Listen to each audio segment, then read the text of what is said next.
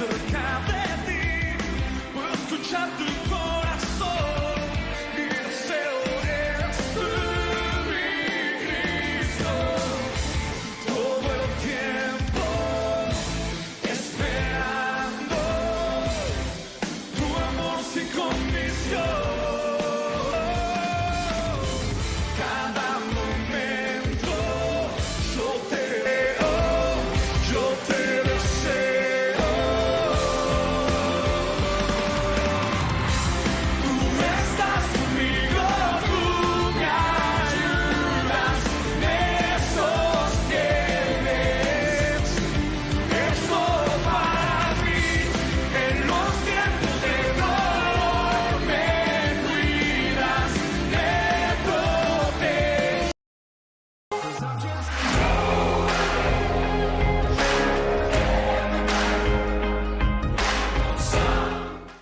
Dios los bendiga, hermanos míos. Gracias por la oportunidad que nos dan de entrar en sus hogares. Una calurosa bienvenida de parte de nuestros pastores Dayana y Fanor Rodríguez de Casa de Oración Cristiana Brisa del Golf. Un abrazo a la distancia, los extrañamos mucho. Vamos a hablar de un tema muy interesante en el día de hoy, pero antes de hablar del tema vamos a poner este tiempo en manos del Señor. Espíritu Santo de Dios, en esta hora te ponemos delante tuyo, Señor, este mensaje, Dios de gloria. Padre, toma este mensaje, Padre, y conforme a tu voluntad, ministra nuestras almas, ministra nuestras mentes y nuestros corazones. Pon sobre las alas de tu Espíritu Santo esta palabra y que llegue a aquel que la necesita, y a nosotros ayúdanos, Padre, a cambiar esas cosas que no son necesarias cambiar, a ajustar esas cosas que no son necesarias ajustar para la gloria de tu nombre, Señor. Oh Dios, ayúdanos, Padre, saca de nuestra mente toda idea, pensamiento, palabra que no venga de ti, Señor, y que seas tú quien hable, Padre, a través de nosotros, Padre. Vaso de barro, bendito Reino, declaramos delante de tu presencia, para que seas tú quien tome el control de todo, en el nombre de Jesús, Dios. Amén. Hermano mío, vamos a hablar de haciendo lo correcto de manera incorrecta. Suena un poco incongruente, sin embargo, pues, quiero decirle que hemos escuchado muchas veces de parte de las personas que no conocen del Señor o personas que están empezando en el Evangelio que dicen el fin justifica los medios. Y que nos llama a reflexión esto es que muchas personas están dispuestas a hacer lo que sea con tal de conseguir sus sueños, con tal de conseguir sus metas en la vida. Sin embargo, si usted conoce al Señor o está escuchando este mensaje por primera vez y no conoce al Señor, no ha entregado su vida a Jesucristo, debe entender que nosotros tenemos un manual. El manual nuestro se llama la palabra de Dios, y ese manual, que es la palabra de Dios, nos da la dirección, las directrices, las normas en las que tenemos que seguir nuestra vida cristiana. Y el no hacerlo de la manera que Dios dice, la forma en hacer las cosas de la manera que Dios dice, cuando violentamos eso, hay consecuencias que podemos estar sufriendo. Si no es que muchos ya hemos estado sufriendo ciertas consecuencias. ¿Les ha pasado que han tomado decisiones de manera impulsiva, llevados por sus emociones? Pues no sé ustedes, pero yo he tomado decisiones en mi vida de manera impulsiva y he tenido que cargar con las consecuencias de esas decisiones. Vamos a hablar de 2 de Samuel, capítulo 6, del 1 al 23. Le pido por favor que tenga su Biblia abierta. Y la traducción sería Nueva Traducción Viviente. Ahora, interesante esto. Proverbios 1.7 dice, el principio de la sabiduría es el temor a Jehová. Y no es tenerle miedo, es temor, es consultarle, es tenerle respeto a sus cosas. Es verdaderamente consultar la dirección hacia dónde quiere que vaya. ¿Qué decisión quiere que tome más en estos tiempos en los que vivimos? Que son tiempos tan inciertos, cosas que no sabemos qué es lo que venga adelante. Necesitamos el consejo, hacer las cosas de la manera que Dios nos dice. No como dice el título de este mensaje, haciendo lo correcto de manera incorrecta. Siempre hay una forma de hacer las cosas y hay una forma mejor de hacerlas, y eso es con el consejo de Dios. Bueno, vamos a hablar de un ejemplo que nos da la palabra de este tema en 2 de Samuel, capítulo 6, del 1 al 23. Este es el intento del rey David en transportar el arca del pacto, la presencia de Dios, que estaba en el lugar santísimo del templo, de la casa de Abinadab a Jerusalén. Aproximadamente 30 kilómetros de distancia distaban entre la casa de Abinadab y Jerusalén. Ahora, este se considera uno de los eventos más importantes en la vida de David. Bueno, usted me dirá, bueno, no, fue cuando mató a Goliat, fue cuando de repente fue ungido por Samuel. Bueno, pero aquí está tratando David con la misma presencia de Dios. Y antes de irnos a profundizar en este tema, en 2 Samuel 6, del 1 al 23, vamos a revisar un poquito qué era el arca del pacto, qué representaba el arca del pacto. Y para eso vamos a revisar la palabra de Dios en Éxodo capítulo 25 del 10 al 22. Y leemos en el nombre del Padre, el Hijo y el Espíritu Santo. Dios, lleva tu palabra, Señor, sobre tu espíritu, Señor. Dice así, Éxodo 25 del 10 al 22. Dios hablando a Moisés: haz que el pueblo construya un arca con madera de acacia, un cofre sagrado que mida 1 metro con 15 centímetros de largo y 69 centímetros de ancho y 69 centímetros de alto. Recúbrela de oro puro por dentro y por fuera. Ponle la moldura de oro alrededor. Funde 4 anillos de oro, sujétalos a sus 4 patas, 2 anillos en cada lado. Haz también varas con madera de acacia y recúbrelas de oro. Mete las varas por los anillos que están en los costados del arca para transportarla. Estas varas para transportar el arca deberán quedar dentro de los anillos, nunca las quites. Cuando el arca esté terminada, pon dentro de ella las tablas de piedra, las tablas grabadas con las condiciones del pacto que te entregaré. Y después haz la tapa del arca, el lugar de la expiación. El lugar de la expiación significa el lugar donde se reparaba el daño o se purificaba. Una vez al año, el sumo sacerdote iba en el día de la expiación y regaba sangre sobre esa tapa. Eso tiene mucha importancia, más adelante lo vamos a ver. Entonces dice así: después haz la tapa, el 17, después haz la tapa del arca, el lugar de la expiación, de oro puro. Tendrá que medir 1 metro con 15 centímetros de largo por 69 centímetros de ancho. Luego, forma 2 querubines de oro labrados a martillo y colócalos en los 2 extremos de la tapa de expiación. Moldea los querubines a cada extremo de la tapa de la expiación, de modo que formen una sola pieza de oro con la tapa. Los querubines estarán frente a frente, mirando hacia la tapa de la expiación con las alas extendidas por encima de la tapa para protegerla. Coloca dentro del arca las 2 tablas, nuevamente se los dice, las 2 tablas de piedra grabadas con las condiciones del pacto que te entregaré. Luego, pon la tapa de la expiación encima del arca. Allí, escucha esto, allí, desde la tapa del arca, me encontraré contigo y te hablaré desde encima de la tapa de la expiación. ¿Cuántos saben que Dios sigue hablando? Dios habla a través de su palabra y también de manera audible. Allí me encontraré contigo y te hablaré desde encima de la tapa de la expiación, entre los querubines de oro que están suspendidos sobre el arca del pacto. Desde allí te daré mis mandatos para el pueblo de Israel. Ese era el lugar donde habitaba el Shekinah, la presencia de Dios. Era el lugar en donde el pueblo se acercaba a Dios. No había otro lugar, no había otra forma, no había otra manera. La única forma de acercarse a Dios en ese tiempo era a través del arca del pacto, en el lugar santísimo, a través de los levitas y los sacerdotes. No hay otro camino, solamente ese. En ese tiempo ese era el único camino de acercarse a Dios. El arca del pacto. Ahora, bueno, ¿qué representa el arca y qué contenía? Bueno, ¿qué representa? La presencia de Dios mismo en la tierra.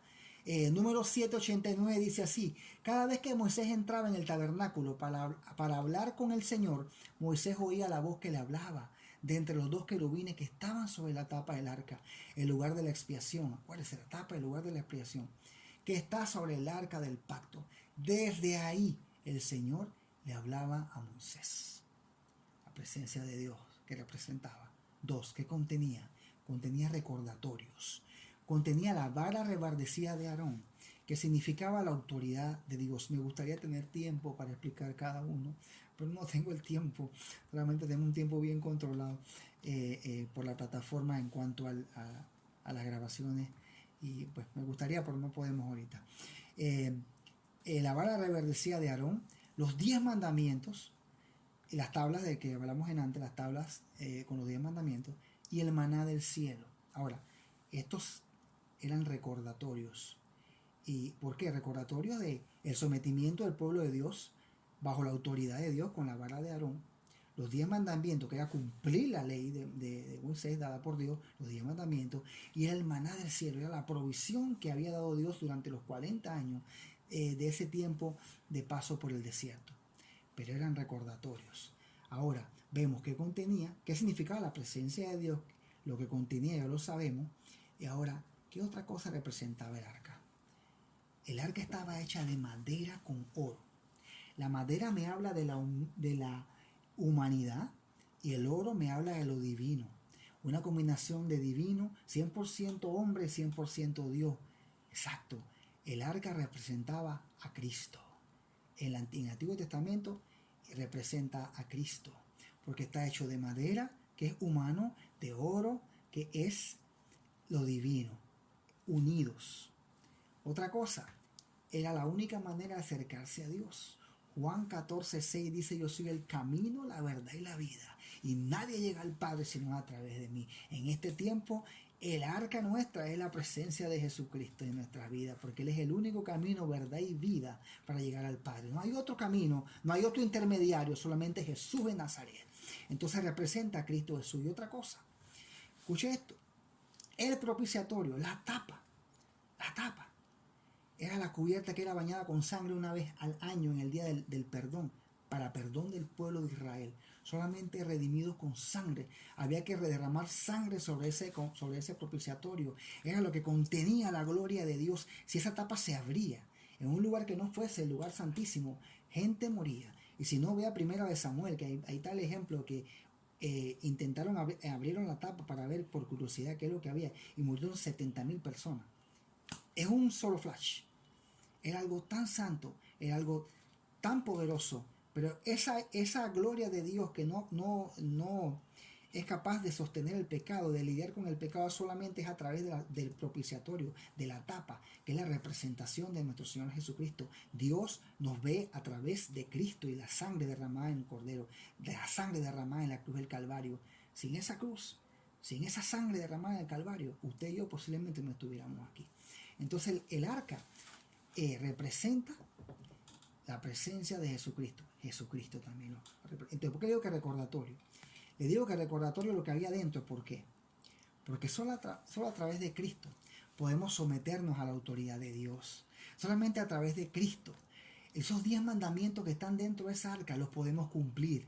Separados de Dios nada podemos hacer. Si usted y yo no somos lavados verdaderamente con la sangre del Cordero derramada en la cruz del Calvario, somos incapaces de cumplir la ley. Somos incapaces de cumplir esos 10 mandamientos. Incapaces de someternos a la ley, a la autoridad de Dios que representa la vara rebardecida de Aarón. Imposible sería para nosotros saciar esa insatisfacción que solamente es llenada a través de Jesús. Ese maná del cielo es el sustento que viene de Dios, y entiéndalo, su sustento, mi provisión, su provisión solamente viene del Dios del cielo. No viene de hombre ni de economía, se lo repito nuevamente, viene del Dios del cielo. Entienda eso, solamente Dios es capaz de quitar toda insatisfacción llenada. Esa satisfacción se llena a través de Cristo Jesús. Él es el pan de vida, Él es el que promete en su palabra que si comemos de su pan, de su carne, de lo que Él es, de la palabra, de lo que Él significa en nuestra vida, a través del pan de Cristo Jesús, que es su palabra, no tendremos nuevamente hambre y estaremos saciados de su presencia. No solo de pan vive el hombre, sino de toda palabra que salga de la boca de Dios. Dios Jesucristo a Satanás en el medio del desierto. Ahora, entendiendo ya qué es el arca, qué contenía y qué representa, ahora vamos a leer 2 Samuel 6, del 1 al 3 solamente. Dice así: entonces David volvió a reunir las tropas más selectas de Israel, un total de 30,000, y las llevó a Baala de Judá para traer de regreso el arca de Dios, que lleva el nombre del Señor de los ejércitos celestiales, quien está entronizado entre los querubines. Así que pusieron el arca de Dios en una carreta nueva y la retiraron de la casa de Abinadab, que estaba en una colina, y Usa y Ahío, hijos de Abinadab, guiaban la carreta. Ok.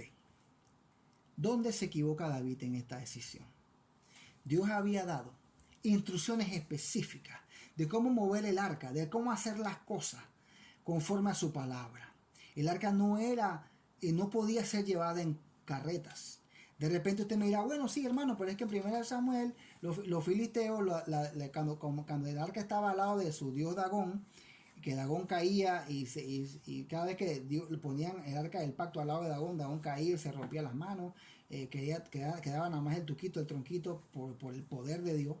Y ellos se llenaron de tumores y Dios casi acaba con ese pueblo porque tenían el arca del pacto que no les pertenecía, que debería estar en el pueblo de Dios. Ellos mandan en su desesperación, en su ignorancia, mandan el arca de Dios en un carro. Eso me habla también, hermano mío, de que muchas veces queremos usar técnicas o tecnologías o cosas relacionadas con el mundo y aplicarlas a la palabra, aplicarlos, perdón, a la iglesia, a formas nuevas, de una manera en la que tratamos de... Ojo, no me malinterprete. Hay situaciones o estrategias que usamos para que las personas pues vengan y conozcan del Señor, pero no podemos usar estrategias mundanas para atraer a nuevos feligreses. Yo creo que gracias a Dios, Castoración Cristiana y Brisa del Gol particularmente, que es donde tenemos el privilegio de estar y de congregarnos, es bien celosa de la manera que hace las cosas, y hay un equipo que verdaderamente busca la dirección de Dios antes de tomar esa decisión. Así que gloria a Dios por la iglesia de sana doctrina en la que nos ha permitido estar. Entonces, traer cosas del mundo para atraer gente a la iglesia no va con lo que Dios dice en su palabra. Pero también, volviendo al tema, nos habla de que hay una responsabilidad. O sea, David conocía la palabra, Abinadab, que era sus hijos también, Usa y Ahio, que también eran levitas, conocían la responsabilidad. Y eso me habla también, hermano mío, que usted y yo tenemos una responsabilidad. En cuanto la luz de Cristo nos resplandece, tenemos la responsabilidad de hablar de Él, de hacer las cosas de la manera correcta, enseñando a las personas quién es Cristo en nuestra vida, cuál es nuestro testimonio, y también de predicar el evangelio a esas personas que aún no conocen del Señor, ya sean nuestros vecinos, nuestros amigos, nuestros jefes, nuestros empleados, pues poderles compartir la palabra de Dios. Esa es una responsabilidad que tenemos nosotros, si ya usted y yo hemos conocido el Señor. Ahora, esa enseñanza de la palabra de Dios, donde Él le dice, es necesario que el arca se lleve sobre los hombros de los levitas. Esa era la instrucción. Tenía que ser llevado sobre los hombros de los levitas. Mire, y hacer las cosas de la manera que Dios no le agrada, también habla de nuestra manera de vivir. Mire, si nosotros pretendemos llevar nuestra vida de la manera diferente a la que la Biblia dice, va a haber consecuencias, hermano.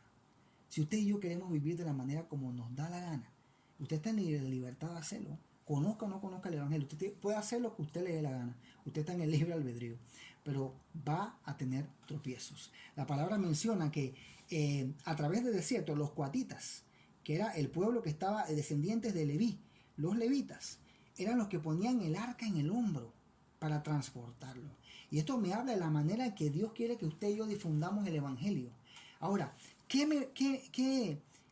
cuando yo tengo el evangelio conmigo, cuando yo soy enviado a esas personas que aún no conocen la palabra, ¿qué me motiva a hacerlo?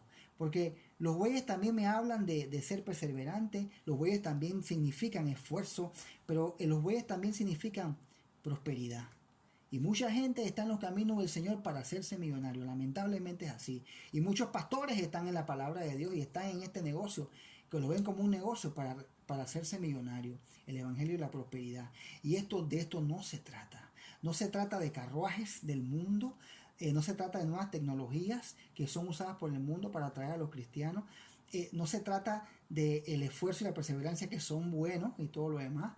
Pero más que todas estas cosas y más de buscar la prosperidad, las bendiciones, por encima del Dios de las bendiciones, es poner el hombro. Es que el arca, que la presencia, el mensaje de Jesucristo esté sobre los hombros de las personas que en Él creen, sobre los siervos y siervas que creen en su palabra, que difundan ese evangelio de esa manera. Mira la palabra de Dios en Gálatas 2:20. Gálatas 2:20 dice así. Dice, en Nueva Traducción Viviente, mi antiguo yo ya ha sido crucificado con Cristo. Ya no vivo yo, sino que Cristo vive en mí. Así que vivo en este cuerpo terrenal confiando en el Hijo de Dios, quien me amó y se entregó a sí mismo por mí. Yo no tomo la gracia de Dios como algo sin sentido, pues si cumplir la ley pudiera hacernos, justicia ante Dios, entonces no habría sido necesario que Cristo muriera. Bendito el nombre de Jesús. Ya no vive usted, hermano. Cristo vive en usted. Entonces, nos está diciendo que es necesario un sacrificio. Es necesario que barras de madera de acacia revestidas de oro. Eso es lo que somos usted y yo. Si usted conoce a Cristo Jesús, le he dicho, sí, usted es una barra de madera de acacia revestido con el Señor, porque ya no vive usted, sino que Cristo vive en usted. Es Cristo quien vive en usted. Ya su cuerpo murió, su mente murió al pecado, debe haber muerto al pecado o estar muriendo al pecado, y es Cristo que toma el control. Entonces, si usted es una barra de acacia revestida de la gloria de Dios, del oro que viene del Señor, en el sentido de su presencia, que es lo que lo cubre a usted, entonces usted vive sometido bajo el peso de gloria, bajo la responsabilidad de llevar el evangelio. Eso le debe usted dar la fuerza de seguir adelante. Y esa es la forma de Dios de hacer las cosas. Esa era la forma que Dios le había dado a su pueblo. Él era la única manera, a través de los coatitas, del pueblo de los levitas, de la tribu de los levitas, de llevar el arca de esa manera, paso a paso. Y si no lo hacemos de esa manera, si no vivimos nuestro evangelio sometidos bajo su presencia, eso es lo que Dios quiere, que vivamos y compartamos el evangelio sometidos bajo su presencia verdaderamente, y no tratar de engañarnos, porque la verdad que nos engañamos a nosotros mismos, hermano mío. Mire, el versículo 6 y 7 dice: cuando llegaron al campo de trillar de Nacón o Nazón, significa espada, significa separación, conflicto, confrontación. Significa un hasta aquí de Dios. Puede que hayamos vivido un tiempo haciendo las cosas de manera incorrecta, pensando que son buenas por algún tiempo, pero llega el momento en que los bueyes tropiezan. Llega el momento que usted y yo empezamos a tropezar porque estamos llevando vidas no conforme a la voluntad del Señor. Y en ese momento llegamos al punto del trillar de Nacón, en la que hay separación, confrontación y un hasta aquí de Dios. Y en ese momento somos confrontados con la palabra.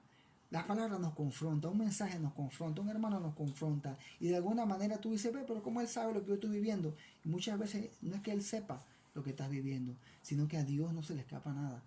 Dios todo lo ve, hermano mío. Él todo lo sabe. Y en ese momento, mire, o estás tropezando, o estás a punto de tropezar, o ya has tropezado. Mire, y dice que en ese momento que tropezaron los bueyes, Usa es hijo de sacerdote. Él conocía la palabra. Él sabía lo santo que estaba con él. Pero ¿qué pasa? Dice que Usa extendió su mano para sujetar el arca de Dios. Entonces se encendió el enojo del Señor contra Usa, y Dios lo hirió de muerte debido a lo que hizo. Y así fue como Usa murió allí mismo, junto al arca de Dios. Mire, estos hombres, Usa y Ahío, los hijos de Abinadab, estaban tan familiarizados con la presencia de Dios. Y muchas veces, producto de su vida y mi vida, producto de que, bueno, tenemos la bendición y el privilegio de haber conocido al Señor y experimentar su gloria y una unción poderosa en algunos momentos, muchas veces caemos en familiaridad con Él. ¿Y qué quiero decir con esto? Muchas veces nos acostumbramos. Y cuando nos acostumbramos a ciertas cosas, ¿qué pasa cuando nos acostumbramos a ciertas cosas? Eso es un enemigo, la familiaridad es un enemigo silencioso. Mire, muchas veces cuando nos acostumbramos a algo, no le damos la importancia de vida. Como conocemos al Señor, y pues bueno, estamos buscando ver y pues estamos en el grupo pequeño o en alabanza o ministrando, a veces no le damos la seriedad y la santidad que eso requiere. Mire, y eso habla también de nuestra familia, de nuestras esposas, de nuestros esposos, de nuestros hijos. Lo tenemos todo el tiempo ahí, de repente ahora más que nunca en la casa. Pero estamos tan tan acostumbrados a ellos, que de repente no le prestamos la atención, no le damos la importancia. Y eso se ve en la iglesia también, hermano. Cuando se predica la palabra y hay gente atrás en el templo hablando, o el equipo, los ministros de alabanza están ministrando la palabra, están ministrando alabanzas al Señor, preparando el ambiente para que el Espíritu Santo prepare los corazones para el mensaje. La gente hablando, chateando, o inclusive fuera del templo, hablando no sé qué cosa. Cuando la alabanza es el único lugar, es el único momento, el único momento en el que usted le da algo a Dios, hermano. Es el único momento en el que usted le da algo a Dios. En los mensajes usted escucha palabra, pero usted no le da nada a Dios, solamente usted se lo da en la alabanza. Y eso es lo que Dios quiere, que le alaben en espíritu y verdad. Esos son los adoradores que el Señor está buscando. Mire, esto fue algo muy serio, porque fue algo irreverente de parte de Usa querer ayudar a Dios. Él quiso ayudar a Dios y el Señor lo hirió. Y fue un castigo extremo, podría decir usted. Pero hay actitudes irreverentes, hermano. A veces somos irreverentes con las cosas santas de Dios. A veces hay convocatorias solemnes de la iglesia. Hay cosas que la iglesia está haciendo, actividades, movimientos, cosas que son para, tú sabes, para ir y predicar el evangelio y arrebatar esas almas al diablo. Pero nosotros consideramos que, bueno, en nuestra sabiduría, que no son tan importantes. Y no le mostramos la importancia que tienen. Y eso nos habla de que a veces podemos creer estar tan cerca de Dios y estamos bien lejos, hermano. Mire, Mateo 15, del 8 al 9 dice: este pueblo me honra con sus labios, pero su corazón está lejos de mí. Su adoración es una farsa, porque enseñan ideas humanas como si fueran mandatos de Dios. No hay nada, hermano mío, que Dios no aprecie más que ser genuinos delante de Él. Seamos genuinos delante del Señor. Nos engañamos a nosotros mismos, hermano, si no somos de esa manera, genuinos delante de Dios. Mire, muchas veces tenemos el privilegio pues de servirle y hablar su palabra, y de cierta manera pues Dios nos usa a pesar de las cosas buenas o malas que hagamos. El Señor, a través de su misericordia, pues nos da ese privilegio. Pero muchas veces vivimos de esa manera y sin saberlo estamos caminos a Nacón. Nacón o Nazón era un trillar, era donde se separa el trigo de la cáscara. Mire, podemos creer que conocemos al Señor, pero cuando tenemos desidia en las cosas de Él, cuando no queremos leer su palabra, cuando simplemente ignoramos los mandatos del Espíritu Santo, convocatorias de oración y ayuno, en ese momento manifestamos nuestra real adoración, lo que hay dentro de nosotros. Mire, y fue tanto la conmoción de ese momento que David hizo detener la procesión. David detuvo lo que estaba pasando. Él entendió lo que Dios estaba diciendo. Y en esta hora entienda, hermano, lo que Dios nos habla. Dios nos manda a analizar nuestra manera de vivir, analizar las cosas que estamos haciendo y la forma como lo hacemos delante de Dios. El versículo de 8 y 9 dice: entonces David se enojó. Mire, haciendo lo malo y se enojan. ¿No le ha pasado eso a usted? Usted está haciendo lo malo, pero cuando Dios toma control, cuando Dios decide algo, entonces nos enojamos, ¿no? En nuestra ignorancia, porque sabemos porque Él tiene el control de todas las cosas y a veces nos comportamos como niños pequeños delante de Él. Entonces David se enojó porque la ira del Señor se había desatado contra Usa. Llamó a ese lugar Fares Usa, que significa desatarse contra Usa, nombre que conserva hasta el día de hoy. El 9 dice: ahora David tenía miedo del Señor y preguntó: ¿cómo podré regresar el arca del Señor para que esté bajo mi cuidado? Hermano, usted y yo llevamos la presencia de Dios dentro de nosotros. Entienda eso, hermano. Analice lo que acabamos de ver acerca del arca del pacto. Usted y yo llevamos la presencia de Dios. Lo que nosotros tenemos ahora, los antiguos lo anhelaban y el Espíritu de Dios se movía sobre ellos, pero nunca estuvo dentro de ellos. Nosotros tenemos el Espíritu Santo dentro. Ahora le pregunto, ¿usted ha meditado en eso? Que usted lleva la presencia de Dios dentro de usted.